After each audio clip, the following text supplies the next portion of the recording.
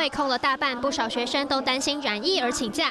如今确诊的孩童越来越多，为了避免疫情在校园内扩散，北市下个星期23号到27号都实施远距上课。有的家长乐见其成，认为防疫摆第一。因为现在其实蛮危险的，所以我宁愿牺牲自己的时间，还是让他们在家比较放心一点。因为就是大家就是防疫啊，所以你又送过来，其实也会造成老师的负担。那小朋友群聚上也是会提高风险。停课是少，但是对于双薪家庭，小朋友没人照顾该怎么办？市府祭出配套措施，要求学校开设照顾班，但是教职员确诊的人数也多，远距实体两头烧，人力缺口怎么补？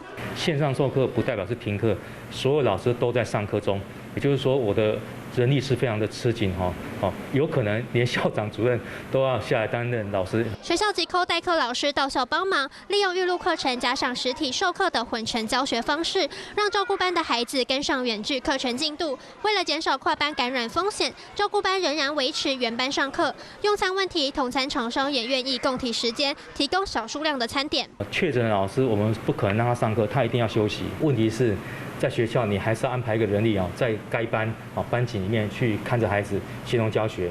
这个的确会有操作上问题啊。校园疫情难断开，小孩也都习惯了戴口罩的校园生活。如今全市停课，对教学是一大挑战。但为了学生健康，学校只能全力应战。华人新闻全宁李诗健台北报道。嗨，我是庄宇杰。想要看到更多的新闻内容吗？赶快订阅华视新闻的 YouTube 频道，并且开启小铃铛，跟着宇杰一起看新闻吧。